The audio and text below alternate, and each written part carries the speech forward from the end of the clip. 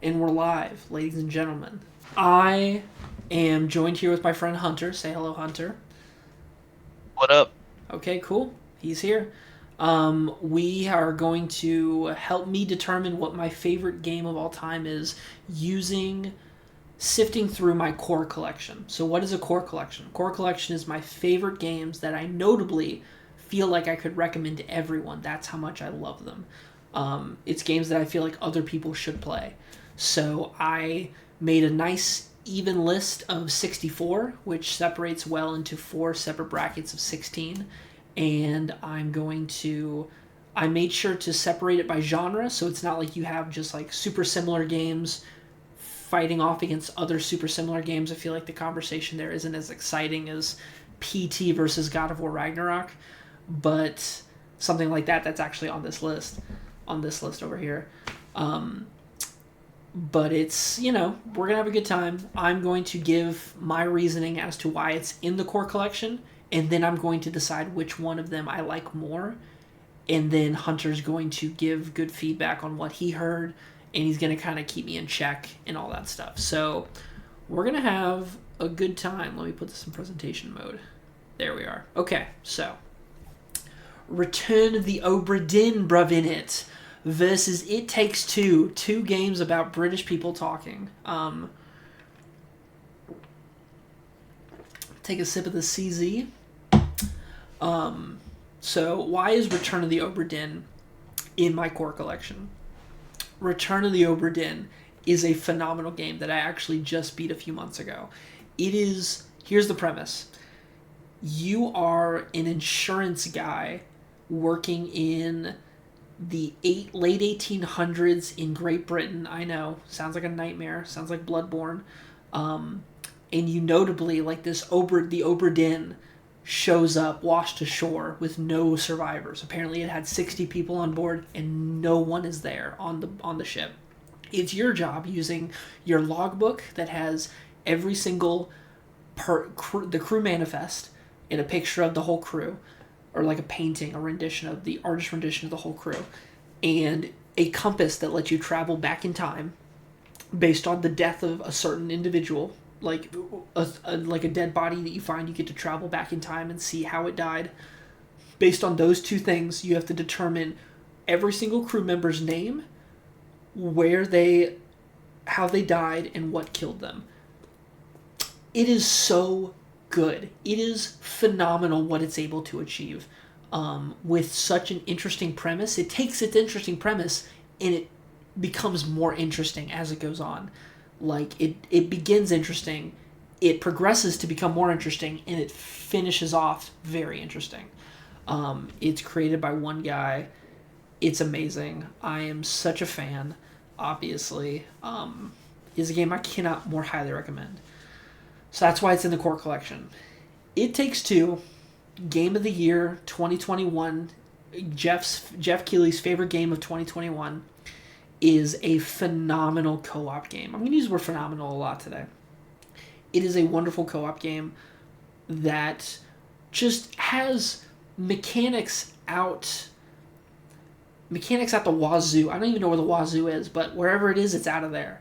It is such an ingenious little hook where, in like, the writing never feels too campy. It feels like the right amount of campy. It feels the right amount of fun. It feels like the right amount of earnestness mixed with a little bit of sarcasm. It just feels very fresh. Like, it came out 2021 during COVID. Like, a lot of things happened during COVID. This is the thing we need right now. But, like, a co-op game about two people that are having a struggling thing in the relationship and they're having to, come together. Like, and it's one of the last few games that's designed for co-op. Like, it's physically, thematically designed for co-op. I really enjoy that. I miss being able to play co-op games. I played this with my brother.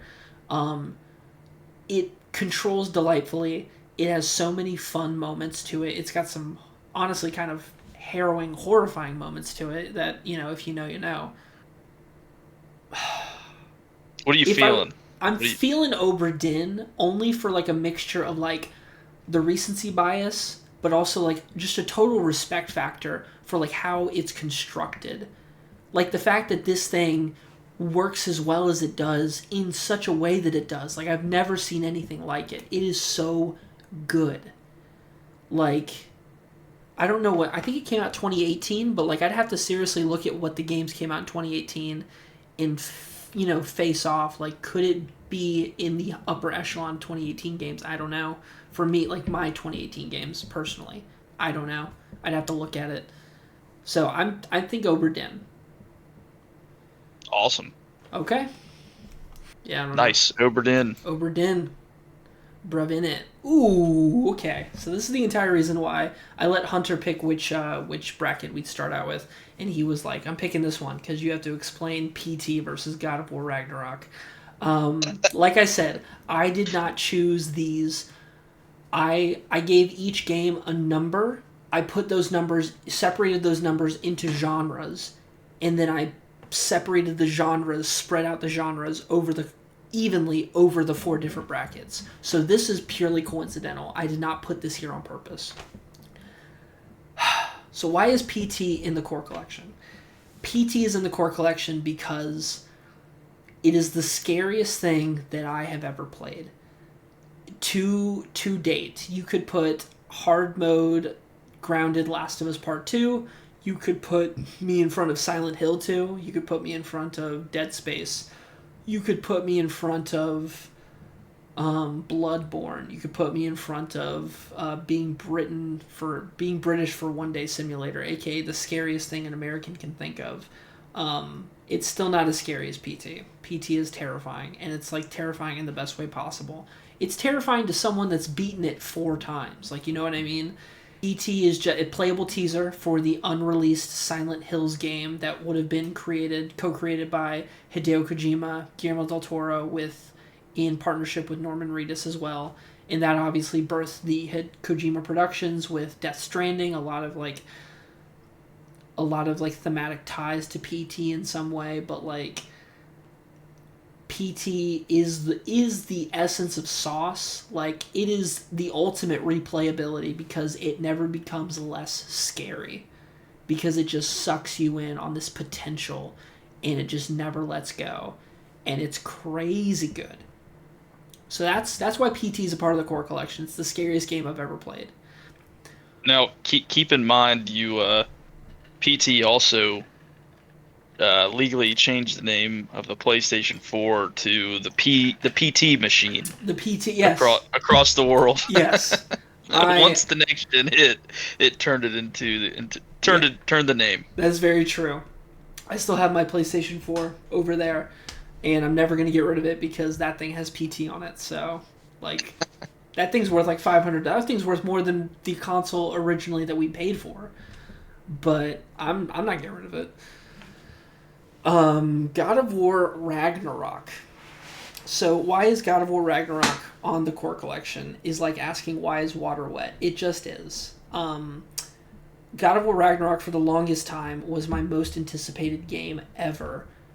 I was so incredibly hyped. I've beaten God of War 2018 probably 4 times. And 3 of those times were within like a year or 2 of God of War Ragnarok's release, just because I was so excited for Ragnarok.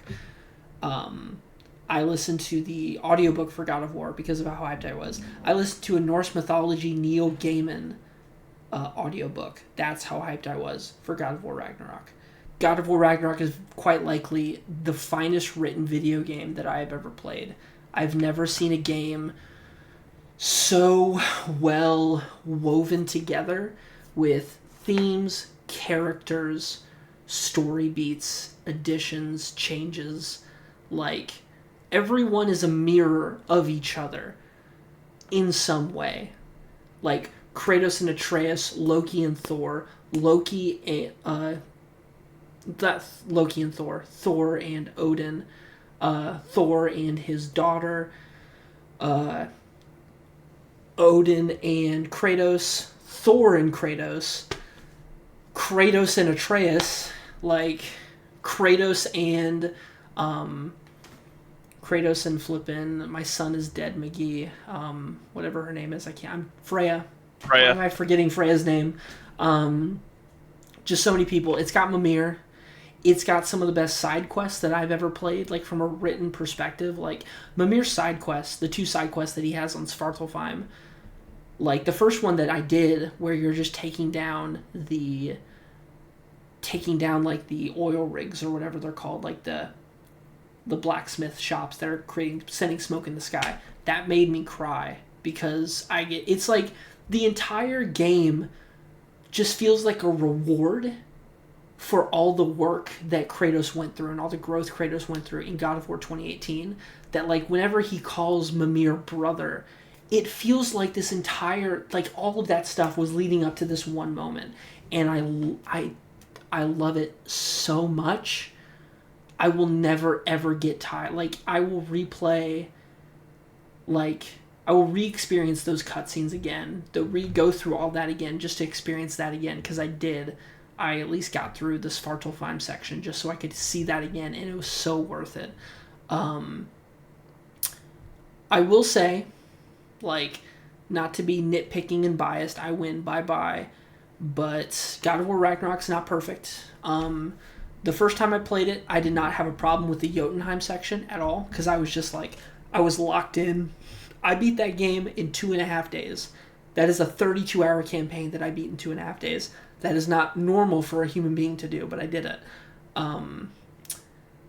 I just played for like 16 hours straight over two different sessions of that.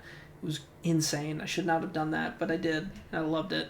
But some of the pacing is not perfect in God of War Ragnarok. Some of the open world design is not perfect in God of War Ragnarok. It's not like... It's a bit too corridory, and it's not really open world. Like, it's open environments, but those corridors, like, they kind of twist and turn in confusing ways, especially when it comes to Vanaheim. I was very frustrated around Vanaheim, certain sections of that. But all that is to say is that, like, I love God of War Ragnarok. It's my favorite game of 2022. Here's the problem with judging God of War Ragnarok versus PT. PT is a concept title. It's a proof of concept for what would later become, hopefully, a very good video game. But there's no guarantee, so it gets to remain in this state. One second, let me move my mic just so it's a bit more upfront. Okay. So it gets to remain forever perfect. God of War Ragnarok has the balls to be an imperfect video game.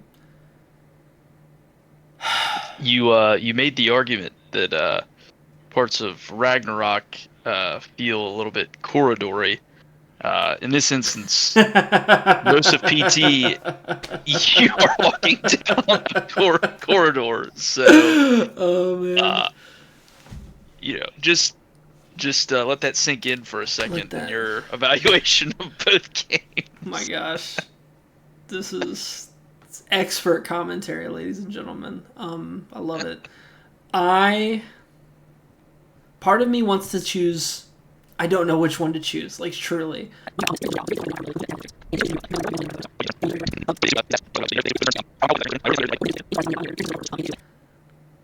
I love God of War Ragnarok, but I'm going with PT. All right. So, Metroid Prime Remastered versus Legend of Zelda Breath of the Wild. So, Metroid Prime Remastered, why is it on the core collection? It is on the core collection because Metroidvanias are some of the... might be one of the best genres of video games ever, and Metroid Prime Remastered is like maybe probably the finest 3D Metroidvania that I've ever played. So, for those in the back that aren't aware, Metroidvanias are essentially giant, like... They're kind of like puzzle escape rooms as a video game, but like not solving puzzles, but unlocking items that allow you to explore different sections of a video game further. So you get like, you get a grapple hook, and then all of a sudden you can explore up here or over there or in vents or something like that you couldn't explore further. It allows the map to unlock a bit unevenly, a bit organically, and like Arkham Asylum, a really good example of a 3D Metroidvania, where you're unlocking different, using bat gadgets, you're able to unlock different areas of Arkham Asylum. That's a bit like of a linear version of a Metroidvania, but it still, in my opinion, counts. But Metroid Prime Remastered is so much fun. It is really like, it's on here for like a full respect factor. A lot of it is a respect factor. I loved playing it. I had such a great time playing it. The reason why it's here is because when I was playing it, I was actively aware of how insane it would be to design a game like this and have it come out as successfully as it did. Like, to be able to visualize a map like this, to be able to place it, have enemy placements like this, health placements, design boss fights around like what you're getting, what you're able to go, where you're able to go, what upgrades you're able to get, all the secrets hidden around here. Like, it's like viewing a grand opera all at once, like hearing it all at once and only beginning to understand part of it as the opera just continues to be like an overwhelming sound around you. If that weird analogy makes sense, like you just start to fall into the rhythm of what the game is providing you with, and it's such a cool rhythm to be in. Really, really spectacular, and I cannot wait for Metroid Prime 4. I hope 2 and 3 get ported to the Switch too, but we shall see. But yeah, so very good game. Legend of Zelda Breath of the Wild. It's Legend of Zelda Breath of the Wild. Like, do I need to explain why it's on this list? I think you should. Okay, yeah, that's why we're here. It is the launch title to the Switch. It is the game I have played the most on Switch. It might be probably my favorite open world game. It is such an organic world with such interesting reactive mechanics to it, like how wind, fire, how all of these like natural environmental factors interact with one another in the environment and how you can manipulate that environment. The world feels like not full and lived in with full of detail like Red Dead 2, but it feels reactive towards what you can do, how you can change the world around you. You feel like you cause change in the world rather than the world pushing up against you, if that makes sense, that difference. I love the story and the vibe of Breath of the Wild. Like, it's a game where if you do 30 minutes of climbing and you don't really do anything else, you feel like you accomplished something. You feel like you're like, oh man, I just had a great time in that video game. Whenever they were showing Miyamoto, the creator of Legend of Zelda, Breath of the Wild, whenever they were showing him their latest entry, Breath of the Wild, they had to get him to stop climbing trees because all he wanted to do when he played this game was just climb trees. Because this game allows you to simply say, you want to climb that mountain? Feel free to climb the mountain. You can do, to an extent, environmentally, whatever you want. And it's so cool. It's so much fun. The vibe of the champions is immaculate. I love the story of, like, Mipha and Daruk and Rivali and Lady. I'm sorry, I forget Lady's name. But, like, so many great characters. So many, like, it's an iconic game for a reason. Probably, yeah, I think it is my favorite game of 2017. And that's in a year when one of the best 3D Mario games came out, Mario Odyssey, and I'm still saying that a Legend of Zelda game is better than my boy Mario. Like, that's a big deal for me. So between the two, I think it's fairly obvious that I want to choose Breath of the Wild over that, but I think both of these games are well-deserved to be in the core collection. Super Mario Sunshine versus Resident Evil 4. This is the ultimate primacy bias versus recency bias that we are ever going to get, because I grew up playing Super Mario Sunshine, and I only just recently, in the past few years, like 2022, played Resident Evil 4. Oh, you said something 3 years ago was recent. That's cringe. Oh my gosh. 2017 was just yesterday, right? No, it was 8 years ago. Anyways, neither here nor there. Super Mario Sunshine is here because it was the first 3D Mario that I ever got to play. It's the Mario that trained me on how to play other Marios. It is such a weird game. It is such a weird nugget of a game. It feels incomplete. It feels borderline conceptual in some places. It feels so obtuse, but I love it. It's the game, like, to where, like, if someone hated on Super Mario Sunshine, like, I get it, but at the same time, respect my guy. Super Mario Sunshine is a delight. Like, that's the game, like, every time I pop in 3D All-Stars, I'm like, let me play some Super Mario Sunshine right now. It is just like, it's a vibe and a half. Isle Delfino's a vibe and a half. Pee-wee Piranha, like, Bowser Jr. That was my introduction to Bowser Jr. I think that was, like, the world's introduction to Bowser Jr., if I'm not certain. It was also the introduction and elimination of voice acting in a Mario game. Like, Bowser had, like, a full voice acting. The only person that wasn't voice acted was Mario himself. Like, they kept his ooh and ha's and stuff like that. But, like, Toad, like, the old Toad and Bowser have, like, full voice lines and stuff. It's so weird. And Flood, obviously. Flood talks like this. Like, it's amazing. I love it. Mario goes to jail. It's iconic. Resident Evil 4, though. It's Super Mario Sunshine's on there because I am the gamer that I am because of Super Mario Sunshine in so many ways. Resident Evil 4 came out for the GameCube, changed the world, kind of blew up the world. It blew up the Resident Evil franchise for a while. And it's so cool. It's such a cool game. Like, it blew up the franchise for a reason, which is, how do you top this? Like, Leon Kennedy, the rookie cop, is now a Secret Service agent who does suplexes and roundhouse kicks towards Spanish locals. Like, it's crazy what they were able to come up with this game. Like, it's so iconic, it's so cheesy. I wrote in a Steam review, this is 10 of the funniest action movies ever created, meshed into one, like, singular being. It's iconic, it's so much fun. I didn't like the remake as much as I liked the original, and I don't know why, but I think that this original just has, like, an it factor for me right now. I don't know what it is, but it's got its hooks in me. I think if we're going off of, like, impact, I would say that it's Super Mario Sunshine, but if we're going off of what I think is a better game, is absolutely Resident Evil 4. But that's not... Even though you could lay plenty of faults at Super Mario Sunshine, that's not the fault of Super Mario Sunshine. That just shows how great Resident Evil 4 is. What say you?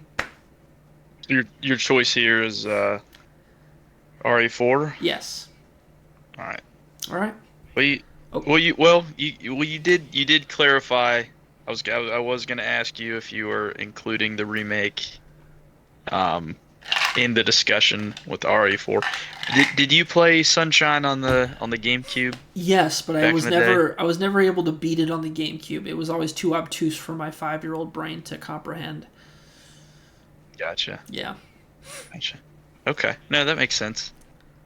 RE4 for the win. If I would have played RE4 when I was a child, okay, I want to go over to the other side.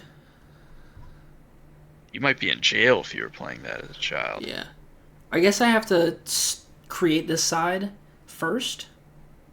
Okay. Okay, so Obra Dinn versus PT. Ooh, yeah. It kind of sucks that this is a much easier decision than the other two. Then, like, creating these two decisions was a much more difficult instance than I think making this next decision is going to be. It's PT. Like, yeah. Return of the Obra Dinn, that's sick, but, like, it's PT. You know what I mean?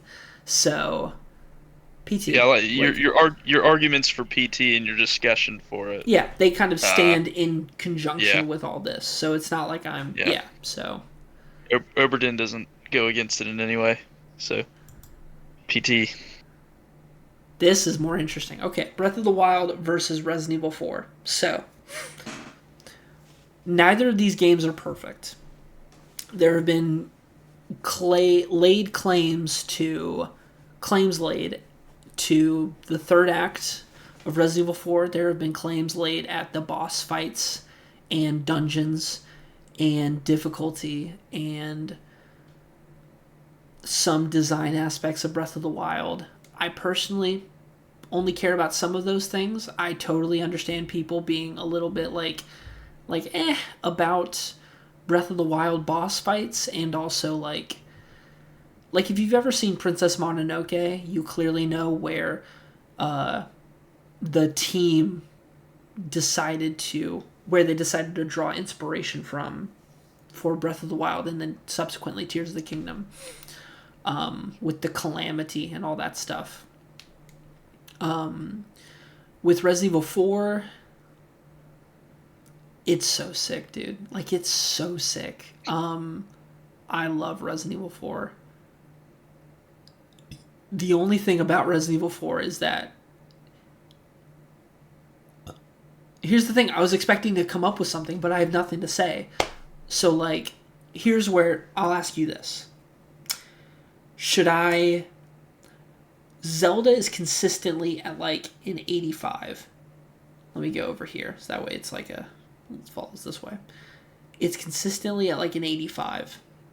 And then it has like, it kind of like lulls into like a 75 when we're discussing, like, grade wise, when we're discussing like dungeon design, because like the dungeons are pretty weak in this game, or like boss designs where like the bosses are pretty weak in this game. But then it spikes up like consistently to like a 95 whenever we're talking about like the experiences that it gives you as an open world game. It's like the finest open world game I've ever played. But then you have Resident Evil 4, which is just like, what's up, guys? I'm cool. I don't know how to judge that. I don't know how to, like, it's like oil and water right now. Like, they're just two very different things that both excel. But if I had to, like, judge which one has problems versus which one doesn't, I would say Resident Evil 4 has less problems Well, than Breath of the Wild.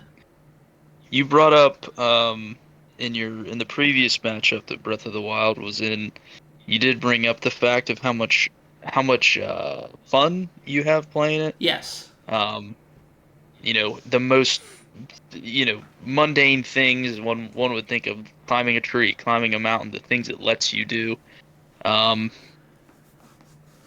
I don't know, in terms of playing the game, how much enjoyment do you get out of that versus roundhouse kicking people in the face with Resident Evil 4?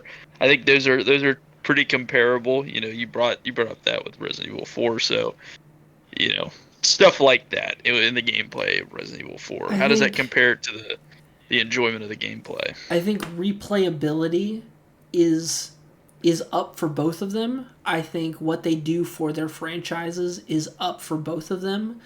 I think that overall moment to moment gameplay, like Resident Evil 4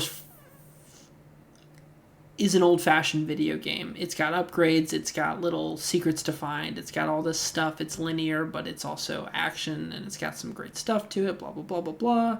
RE4 did bring it brought the franchise as a whole down, though, going forward. Yeah, Breath of the Wild lays the groundwork. But that's because they couldn't, like, Resident Evil 4 is so good that failed versions of Resident Evil 4 prototypes spawned entire franchises of video games. It's fair. Like, Devil May Cry is a franchise because Resident Evil 4, they didn't want to go in that direction with Resident Evil 4, so they decided to make Devil May Cry. I hear you out on that. I like that. I think you just made the case with that. I think I gotta go with Resident Evil 4. Like, and I adore Breath of the Wild, but like, Resident Evil, they're just two different vibes, and right now, like, the recency bias to me is telling me to Resident Evil 4. Like, here's the thing, is that, like, right now, that's where my brain's at. But maybe in 24 hours, my brain will change. But, like, right now, I am of sound mind and body, and I'm saying Resident Evil 4. Awesome. Lock it in. Lock it in. I'm going to regret this, but it's fine. I thought this would be easier. PT versus Resident Evil 4. I think it's Resident Evil 4. Well, it's definitely your experience with PT. No, versus... is it PT? I think it's PT. I think I have to go with PT. The amount of times I've played PT and the amount of times I continually want to play PT, I think it's PT. Awesome. Okay. Yeah, it's PT. Yakuza 0 versus Super Mario Galaxy. The reason why Yakuza 0 is in the core collection is very simple. I love Yakuza 0. Yakuza 0 is so much fun. Yakuza 0 is one of the first Yakuza games I played, and it makes me want to play all the other ones all the more. Goro Majima and Kazuma Kiryu are such endearing characters. They are characters that you can't help but root for because of how goofy they are. Like, the game itself is goofy. You have a moment where, like, this very serious guy like Kiryu all of a sudden is being told to, chill out and relax, so he decides to have, like, a karaoke side mini game. Like, the mini games in this game are phenomenal. The story in this game is engaging and crazy, but also endearing. It kind of has this soap opera, otherworldly quality to it, to where it feels like you're supposed to focus on the emotions of it all rather than, like, the reality of it all, to where it's like a bit of a heightened reality. And I really enjoy that heightened reality that it asks you to engage with. It's not perfect, I will say. It is, like, I find it to where, like, I find the second act of that game to be a little bit, like, the first and second act a little bit of, like, I'm trying to, like, get through this a little bit because it feels like I'm just being sent to do, like, nothing right now. Like, it's a little bit annoying in that regard, but, like, other than that, that is few and far between from what is an excellent video game that I would highly recommend to a lot of people. Super Mario Galaxy is here because it's Super Mario Galaxy. Because it is... I mean... What is there to say Best Buy. Other than you can play it at Best Buy? That is a great thing to say. You could play it at Best Buy. Yeah, that's right. Yeah. You can't currently. They outlawed it with the tariffs. Super Mario Galaxy might very well be the best 3D Mario that's ever been. Incredible level design, incredible vibe, incredible power-ups, incredible moments. Like, it created like this high octane Hollywood feel to it that I just love. And yeah, that's why it's in the core collection. It's one of the best games ever made. It's one of my favorite games ever made, and it is absolutely beating Yakuza 0. I love Yakuza 0. I really, really do. But it's Super Mario Galaxy. Knockout. First round. So Destiny, Rise of Iron counts as my experience with the whole of Destiny 1. That is just so we're aware. So Zelda, Legend of Zelda Tears of the Kingdom versus Destiny, Rise of Iron. Destiny 1. Why is Zelda, Legend of Zelda Tears of the Kingdom on this list? Especially considering I already have Breath of the Wild on this list, and I typically try to make it to where I don't have, like, just 8 different versions of, like, the same game on the list. Like, but I think Legend of Zelda, I think Breath of the Wild and Tears of the Kingdom differentiate themselves enough to where they can both stand as creative works and triumphs in their own way without just being like, oh, this one definitely is just better or worse than the other one. I actually think they excel in different ways, and they also have different shortcomings in different areas. So, like, Tears of the Kingdom, insane what they are able to do with the build mechanic, what they're able to do with the combined mechanic, what they're able to do with the time reverse mechanic, like how all of these things work together. Your use of them in the game is just wonderful, and I think that the hype around this game is insane. This is like one of the best weekends of my life, was just like doing nothing but playing this game for an entire weekend. It was crazy. I really like aspects of this story more than I like Breath of the Wild's aspects. Some aspects of it, but I find some of the aspects of this game's narrative to be fairly weak.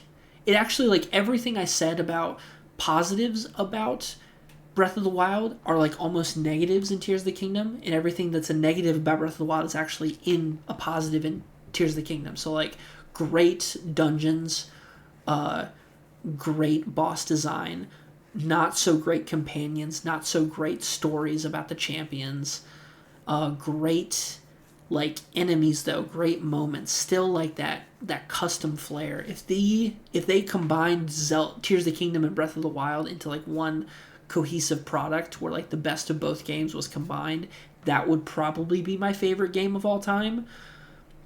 But Tears of the Kingdom is wonderful enough on its own that I'm willing to take it for just being itself. Destiny Rise of Iron, so Destiny 1, I started playing Destiny 1 like right before Rise of Iron came out, and then I played all the expansions because my friends were like, Grant, play this game. And I'd played like the campaign back in like early 2015, so like before Taken King, the vanilla campaign, that is. But I had really dove in right before Rise of Iron came out in September 2016. And 3,000 hours combined, in 3,500 hours combined in between Destiny 1 and Destiny 2 later, and here I am. I mean, this game changed a lot of things for me. I've got a flippin', that's the Witch Queen Collector's Edition sticker right there on my computer.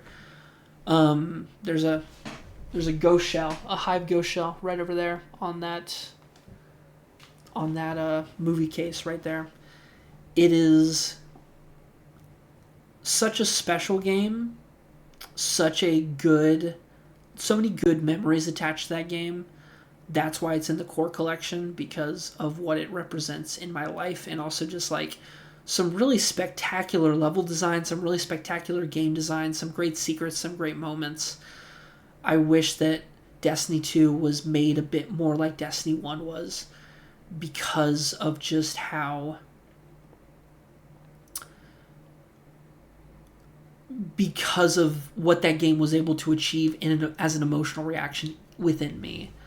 I feel bad for like leading both of these up and having like such great, and I have to choose between one of these right now, you know what I mean? That being said, Tears of the Kingdom, I'm locking it in. All right. Would you say I know that for a fact, so. Okay. Just quick question. Yeah. How does Destiny 2 or Destiny 1 as a whole with expansions, you compared comparing Breath of the Wild Zelda and to Tears of the Kingdom. Well, yeah, but comparing Tears of the Kingdom to Breath of the Wild,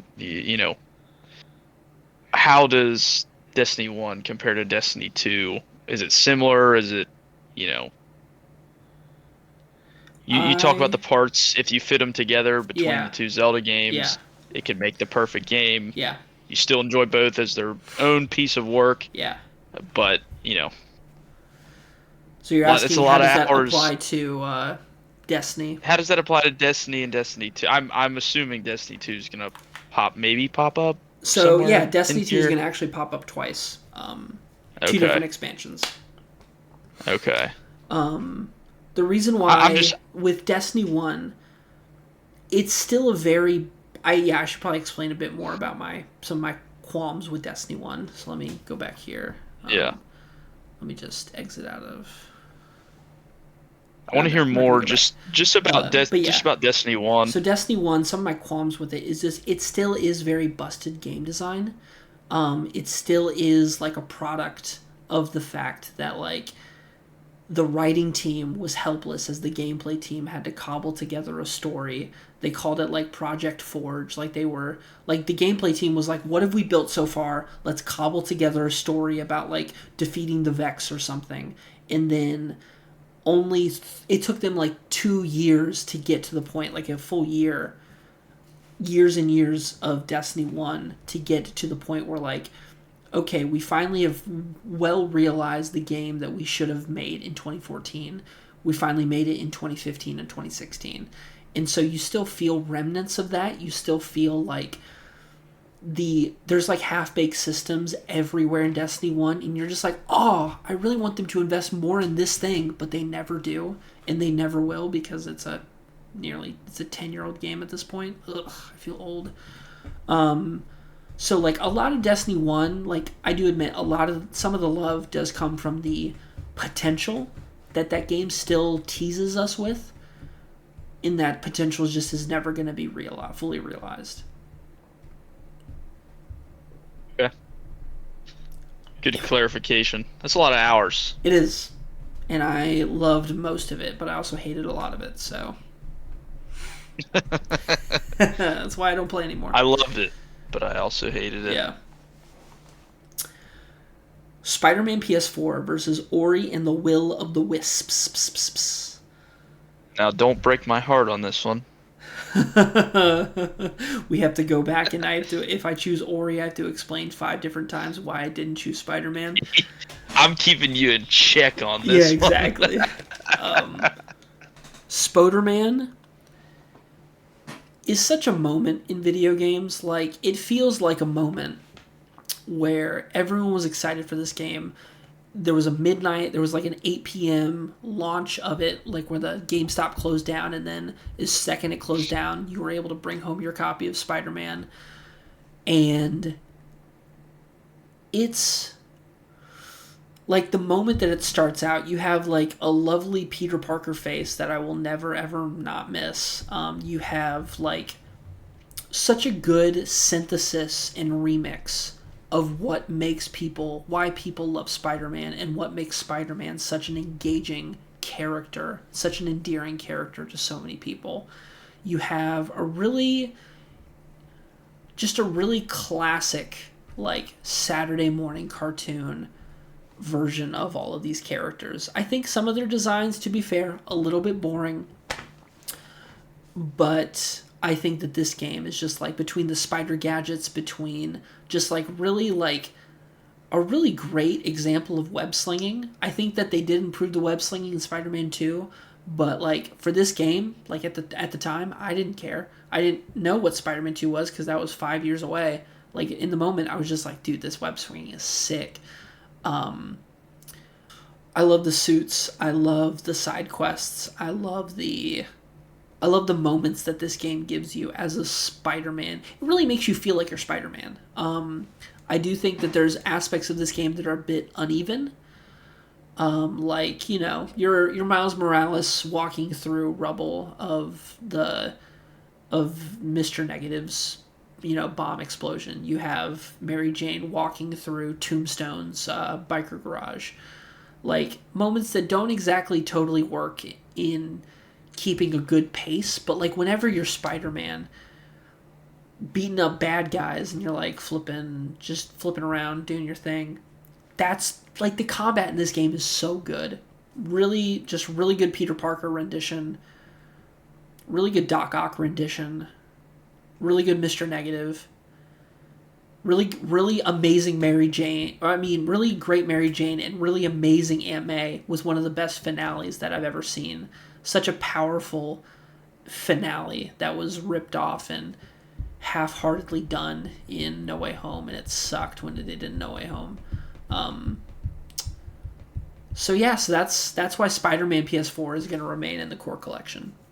Ori is here because they turned Tony Hawk's Pro Skater into a Metroidvania. Like, you are zip zopping around, you are glip glopping, you are gliding, you are rail grinding, metaphorically, proverbially, around this world as a Technicolor neon Navi lemur, and it's amazing. So much fun movement in this game. Like, it's a puzzle platformer Metroidvania where you have some level of combat. They have like bosses, but like I enjoy it mainly for like all the cool puzzles and all the cool movement tech that they give Ori. It's so much fun. I love the fact like you get a grapple hook in this game. Like, I'm always gonna love a game with a grapple hook. They give a momentum transfer mechanic. I'm always gonna love a game that has this specific mechanic. Ori and the Will of the Wisps is everything that Ori and the Blind Forest was setting it up to be. Like, they took all the learnings from Blind Forest. They're like, what worked, what didn't. Let's focus on what worked. Let's fix what didn't, and they did. And it's so good. I think that's like my number 2 or number 3 favorite game of 2020 is Ori. I don't know where it ranks, but like it's up there. It's so good. Give me something bad about Ori. It doesn't have Spider-Man in it. What's something bad about Ori? There are some level of pacing issues where like sometimes you'll just get stuck in like a scene and you're just like, there's a really dumb boss fight with an enemy that I'm not gonna spoil in case anyone wants to. But like, there's a really dumb water-based boss fight, if that gives anyone any hints, that I didn't like, and you kind of are just like stuck in it until you beat it, or you have to reload a save to go get more health. And I was just stubborn because I didn't feel like getting more health, so I had to like just adapt or die, and so that was annoying. But yeah, so there's more bloat in Spider-Man PS4, and there's more pacing issues in Spider-Man PS4, but also Ori doesn't have as high of highs, but I would say Ori is consistently the better game. Yeah. So I think it's Ori. Okay. Go ahead, break our hearts. Okay, I'll break all our hearts. I'll be like Yondu to the Ravagers. It's Last of Us. Okay, so why is The Witness in the core collection? I'll start off with the loser first. The Witness is a game that I needed to play in 2021. It's a very chill, very calming, extremely obtuse, but extremely fun puzzle game. Where, again, it's all about that initial puzzle playing experience. I think The Witness is great. I have so many fun memories of, like, just watching Bo Burnham's Inside for the first time in the background while I was just playing and trying to find out how to figure out a puzzle in The Witness. I highly recommend it. It comes highly recommended. But also, it's The Last of Us. The Last of Us is one of my favorite games of all time. It is the first game I ever got for PS4. It's the reason why I got a PS4. My brother got Destiny 1 for Christmas on the same Christmas that Lizard Squad took down the PSN network, and I got Last of Us, so I got to play the game. It is just so good. Joel and Ellie's relationship is the core of what carries that game. I think the gameplay has become a bit antiquated. I think that's something they definitely fixed in The Last of Us Part 2. This gameplay feels very dated by comparison of how complex and cool The Last of Us 2 systems are. But, like, it's serviceable. That's for sure. I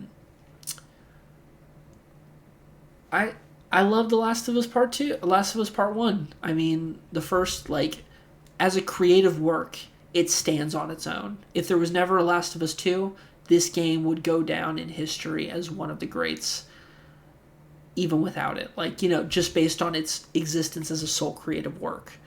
I'm not saying that changes its legacy with The Last of Us Part 2. Last of Us Part 2, spoiler alert, is also in the core collection. But, like, just as a singular work, I really like thinking about things like, if that's the only thing that ever came out, like, what is it? How does it stand?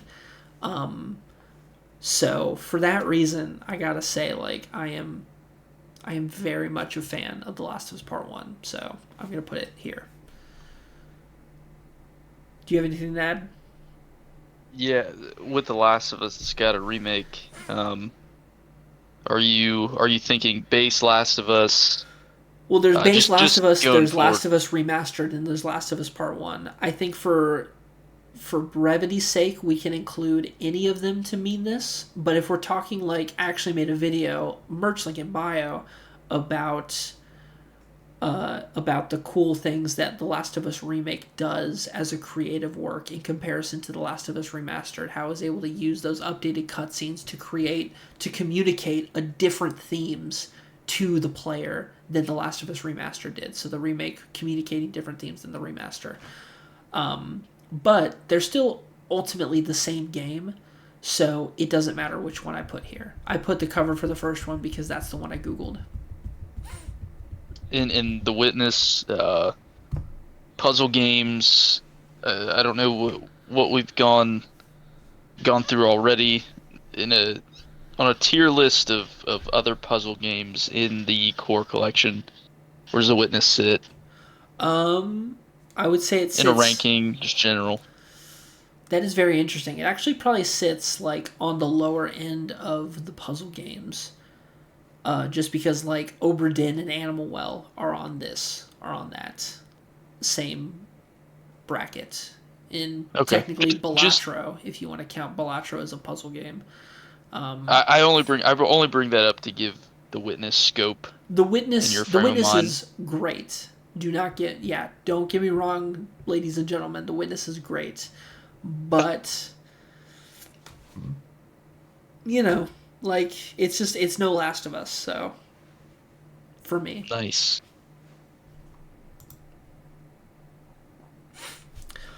this is more difficult. This is the opposite of the Oberdin PT situation. Super Mario Galaxy again might be the best Mario game ever made. Legend of Zelda: Tears of the Kingdom has more problems than Mario Galaxy, but it's got some high highs. But crap. I think it's Mario Galaxy. It's a tough decision because I love both of them. Yeah, I'm fine with you. it's Mario Sorry. Galaxy. I'm fine with your decision.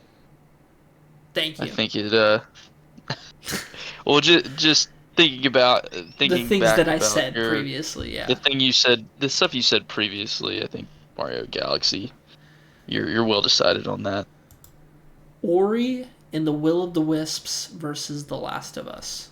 From a gameplay perspective, I think Ori has Last of Us beat. From a story and experience perspective, I think The Last of Us has Ori beat. Previously in this list, story has gotten beaten out by actual gameplay. Is this the first time that story beats out gameplay? Because, like, of all the games to give a story credit to, I feel like The Last of Us is the one to deserve the flowers. You know what I mean? Weigh it a little bit. You didn't talk too much about Ori's narrative. So, I know it's Ori's a totally narrative, different I don't type of really game. want to spoil for, like, those that I just want people to play it and experience it. But, like, basically, you have to go to this distant island to rescue to heal your little owl friend on the cover.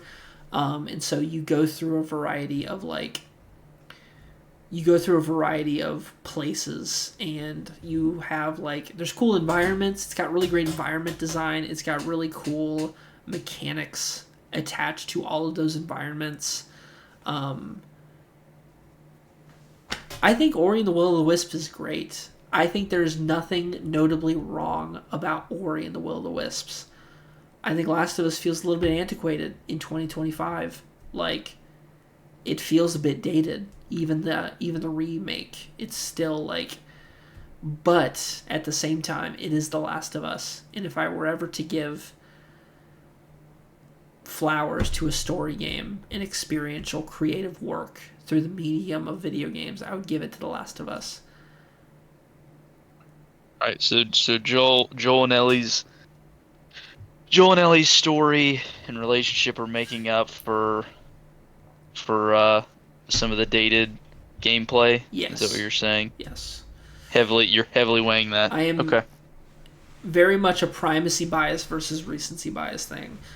The nostalgia factor hits with Joel and Ellie's relationship. I've beaten this game probably a dozen times over the past, like, since I got, like, 11 years. So,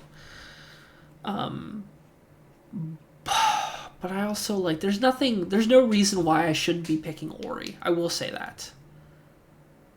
Yeah, it's this is a This is a classic Mexican this standoff. this is this is a heavyweight matchup. I feel like you need to give a little bit more on For which game? just I think you need to give a little bit more for Ori. Okay, so Ori has one bad boss fight, and it's got everything else is spectacular. See, okay, here's the thing. I'm starting to think that maybe I need to pick Ori, but that makes me sad because it feels like I'm telling Joel that he doesn't deserve to have a daughter again. Like it feels like I'm personally telling Joel Miller that, you know what I mean?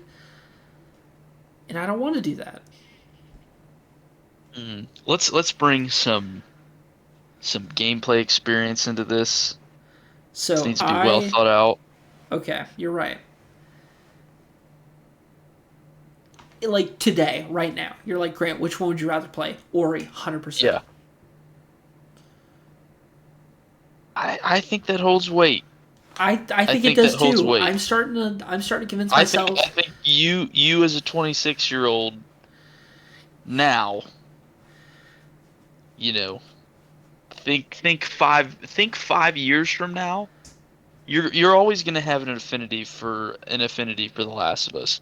But let's say even if you forget about Ori for whatever reason, it's just not on your brain for a little bit, Yeah. and somebody brings up Ori and it's like, "Hey Grant, hop on Ori and play it." You're never going to forget The Last of Us, but every time you go back to Ori, you're going to be like, "Oh man, this is great. This is awesome." It's a So great game to play and to control, and that is right. very difficult to replicate.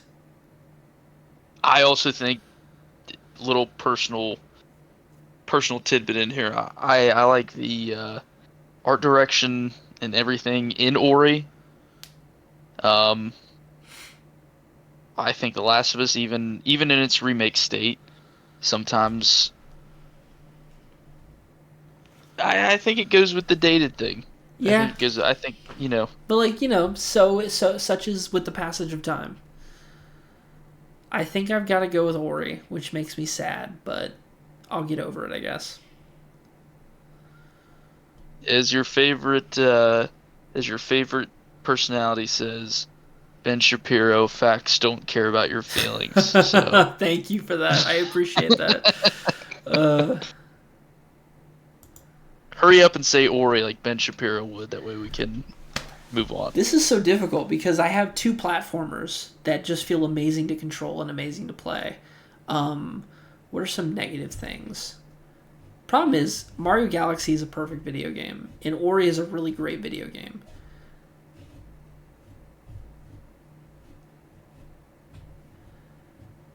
Like, Mario Galaxy has everything that The Last of Us had, but it also has really great gameplay on top of that. You know what I mean?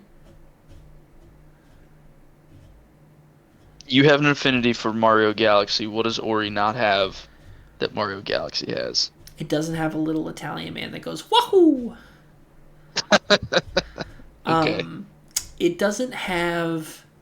There's a certain level of an it factor where, like, you see Bumblebee Mario and you're like, that's so sick. I don't know why this sick, but it is.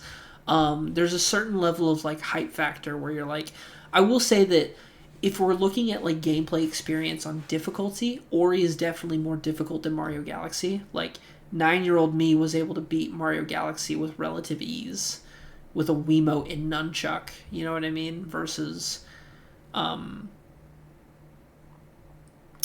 like Ori. Like I would not have been able to beat Ori when I was 9 years old. Like unless I put it on like the easy mode, like the base mode, I would not have been able to. So I think there is something to say about like modern day ability for like where I'm at right now. Like, because I'm not making a list for myself over the course of my life. I'm making a list for where I'm at right now. You know what I mean? If that makes sense. Yeah, but I think right now you can weigh in, a little future tested time. You know what I mean? It's kind of what I was bringing up with Ori versus The Last of Us right now, Because, like, I've played and I plenty of think Super Mario Galaxy. I am very interested in playing Ori again. You know what I mean? Like, but that's also because I played it less. Um, I am excited about the potential to play Ori again of because like I don't know, it's just a really great game. You know what I mean? It's got so many great mechanics. It's so complex. Like it's not overly complex, but like it's so cool how these things weave into each other to create complexity.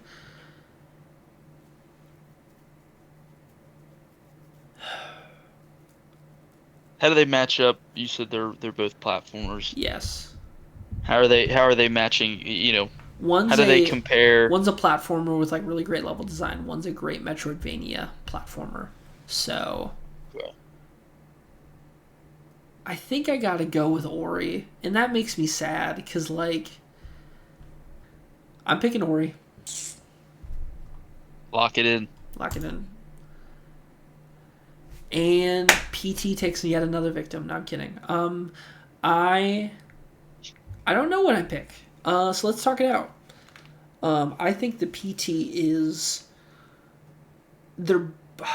I have more problems with Ori than I have with PT, but also Ori has more to offer and more to recommend than to someone. Like basically, PT is me playing it with someone and then them getting scared. But also like PT is perfect, so like I don't really know what to say right now. I think it's PT. Like when it comes down to it, PT just is that guy. Like who do you think you are? I am. That was about PT. It wasn't even about bowling. My audio wasn't capturing for the last 15 minutes, and I just reset what I just did there, but you didn't see that, so why am I mentioning it? I don't know. Maybe it's because I'm a moron. To catch everyone up, this is an epilogue. I am to speed everything up because I was long and meandering before. I'm partially redoing sections of this. I mostly agree with everything that I just said for the past hour in this video, but I am a little bit worried that I placed too much on replayability, and so I'm just trying to examine with my friend Jarrell what I should be weighing properly, and so therefore we're going through this creative exercise. So I stand by Obra Dinn. We were in the middle of discussing God of War Ragnarok versus PT because that was the real sticking point for that. Like the previous night, me and Jarrell and Isaac, my friend Isaac, they came over to watch a movie, Mission Impossible Ghost Protocol, amazing movie, and then I showed them this, and Jarrell was like, Grant, God of War Ragnarok lost to PT, what the heck? And then I explained my reasoning, and he's like, dang, I disagree. So that kind of made me think. That made me think that maybe, flipping, I think there's merit to that. Merit to his argument, I mean. So therefore, we're just opening it back up real quick. We're going to see what sticks. I still stand by most of what I said, but if I'm changing the way in which I judge these things, then I need to re-examine. So that's what we're doing. So, Dro, just you can continue on with your current thought. What were you saying about PT and God of War Ragnarok? I just think that if you include replayability as like a major leading factor as to what catapults a game forward or backward in a tier list, it can get out of hand really quickly because the shorter niche games that have this cool thing that does this cool thing that makes you feel this cool kind of way, automatically you're going to have a leg up on the longer experiences that take longer to get through, and some parts might be a slog, but the slogs end up being part of the whole complete journey that like you went through, if that makes sense. I feel like I was doing a better job of explaining it a couple days ago, but you're good. No, you're doing a great job. I am just thinking, God of War Ragnarok versus PT. I just don't hold. Again, me personally, I just don't think I hold smaller or shorter, I should say, shorter experiences in the same weight as longer experiences, because to me, payoff is a really big factor. Here's what And I'm gonna do. I'm going to choose God of War Ragnarok. And I'm gonna sit with it, I'm gonna see how I feel at the end of this list after we go through this. Okay. So I'm gonna sit with it. I reserve the right to change my mind, but I'm gonna sit with it for right now. Not for the novelty of choosing something different, but because that's where my brain's at. This is a no-brainer. That stays. This is a no-brainer. That stays. This is a no-brainer. God of War Ragnarok. I love Obra Dinn, but it's like PT versus Obra Dinn. Like, God of War Ragnarok was always winning this. So, this, I still feel like it stays the same. So, yeah, I feel like I explained pretty well in the following everything, this video, why I chose Resident Evil 4 over Legend of Zelda. The funniest game of all time versus the best written game of all time.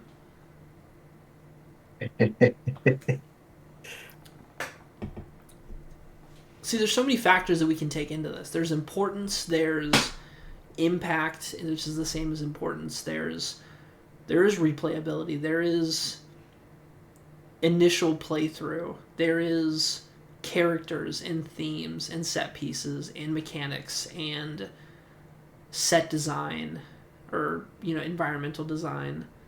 There's soundtrack.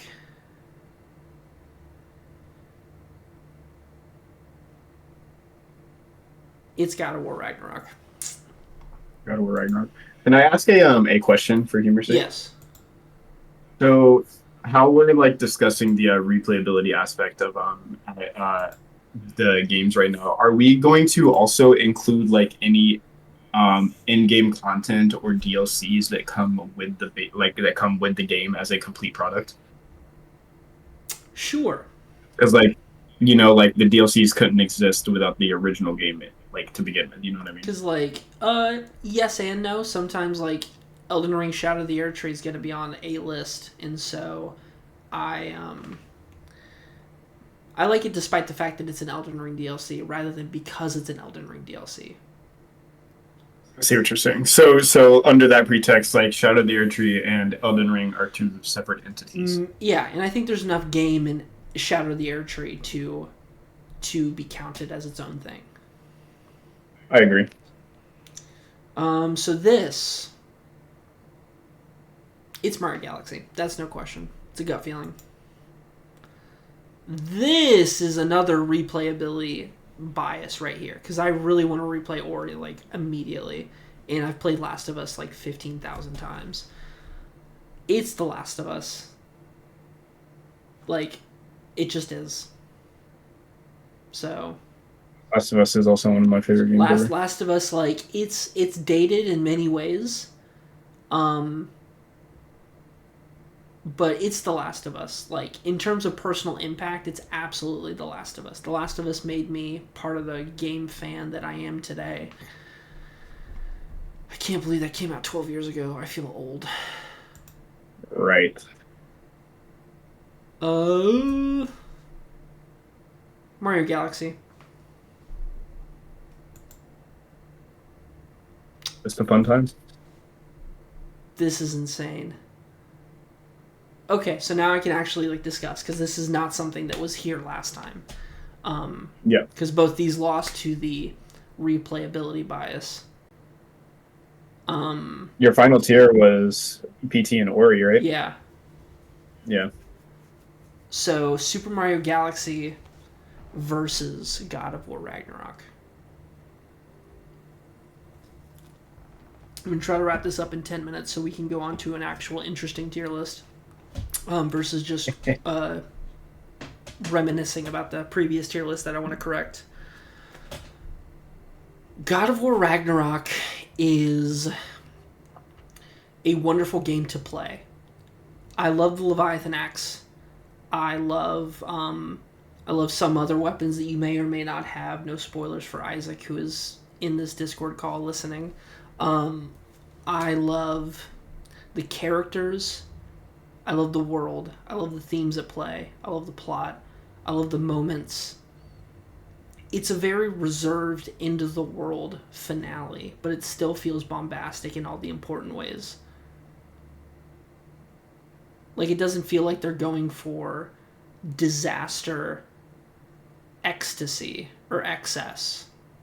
They're going for, like, personal stakes. And I really enjoy that. I love the way you explain that, because that's exactly how it is. It never felt like I was dealing... Sorry to interject. Yeah, you're good.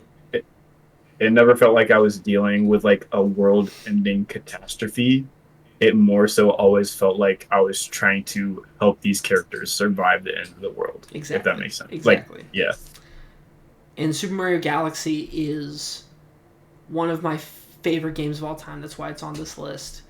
It is a joy to play and experience. It's got one of the best soundtracks in a Mario game. It's got some of the best abilities in a Mario game. Some of the best movement. The spin jump that you can do in this game, insane. Thanks to Luma. The story of Rosalina. The overall grand epic scale of a Mario game is crazy. This, from Super Mario Sunshine, a game that's also on this list, to this is crazy. I feel like it's probably God of War Ragnarok. No. Is it? See, here's my process, is I say something and I simply see how it sits. It's Galaxy. It's Galaxy. Okay. Super Mario Galaxy. Okay, so save that. So now we can go on to the interesting one. So I'm going to stop this. Bye-bye. Hi, guys. I changed my mind again. I was recording the one bracket with the remakes and the rebirths and the final shapes and the Sonic Manias and the whatnots, and I just realized, like, very early on, I was like, I want to put Ragnarok there. So I changed my mind, which I gave myself the allotment, the ability to do. So, there's Ragnarok. Alright, peace out.